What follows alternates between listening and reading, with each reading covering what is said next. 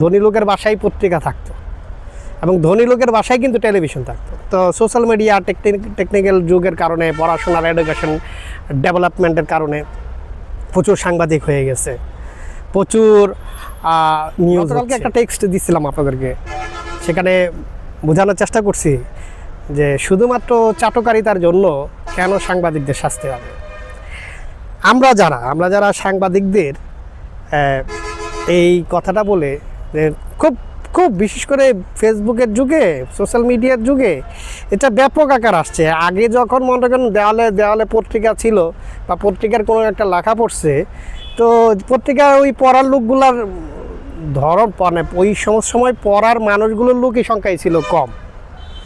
মানে তখন পড়াশোনার যে পড়াশোনা করছে এরকম লোক সময় এমন আছে যে এক লোকের ধনী লোকের বাসায় পত্রিকা থাকতো এবং ধনী লোকের বাসায় কিন্তু টেলিভিশন থাকতো। তো সোশ্যাল মিডিয়া টেকনিক্যাল যুগের কারণে, পড়াশোনার এডুকেশন ডেভেলপমেন্টের কারণে প্রচুর সাংবাদিক হয়ে গেছে, প্রচুর নিউজ হচ্ছে, সত্য মিথ্যা যাচাই।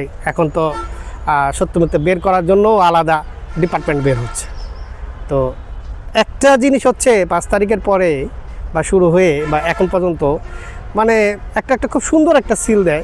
একটা হচ্ছে দোসর সিল, তো একটা আছেই, আর একটা সিল দিচ্ছে হলো চাটকারিতা সাংবাদিক। এই লোকটা চাটকারিতা করে। এখন কথা হচ্ছে, আপনি রাজ দরবারে গিয়ে ধরেন আপনাকেই যদি আমি পাঠাই দিই বা আমিও যদি যাই, আপনি যদি রাজ দরবারে যান বা রাজার দফতরে যান, সেখানে গিয়ে কি আপনি প্রশংসা না করে থাকতে পারবেন? আর মানুষ তো প্রশংসা করবেই। ঈশ্বরের প্রশংসা, আল্লাহর প্রশংসা, ভগবানের প্রশংসা করতে হয় না? আল্লাহ তো শিখাইছে যে আল্লাহকে প্রশংসা করার জন্য।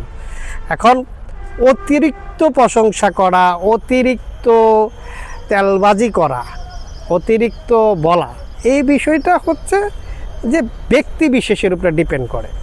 একটা ব্যক্তি তার নিজের যে সত্তা, নিজের সত্তাকে সে বিলাই দিয়ে আসে, এরকম সব কথাবার্তা বলে ফেলে যেটা ওই লোক নিজেও জানে যে তারা নিয়ে বাড়াবাড়াই করতেছে।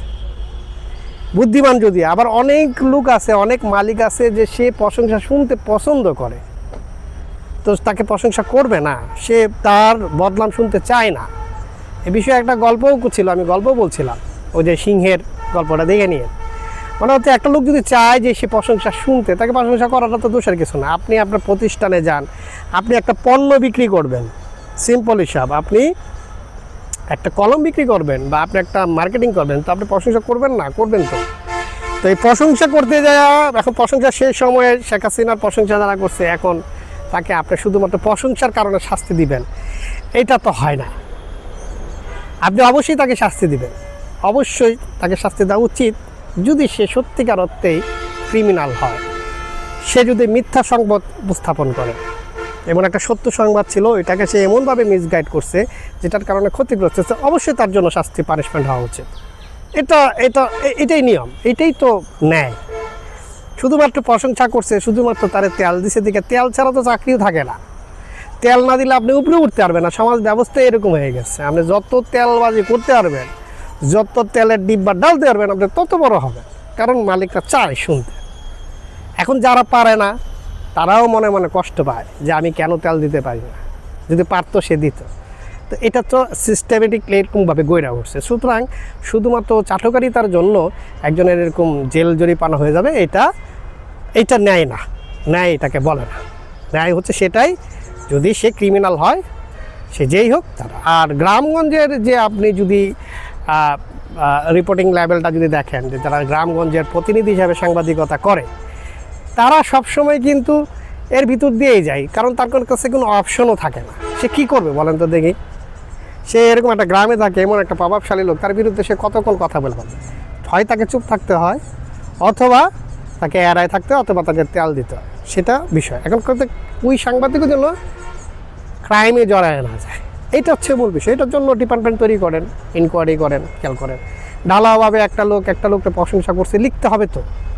প্রশংসা করবেন না, তাকে আপনি যে যার মতো গালিগালাজ। ওই যে একটা সময় ছিল শুধুমাত্র এডুকেশন, শুধুমাত্র শিক্ষা ব্যবস্থা শুধু এলিট শ্রেণীটার কাছেই ছিল, এখন এটা ওভারঅল সমান হয়ে গেছে।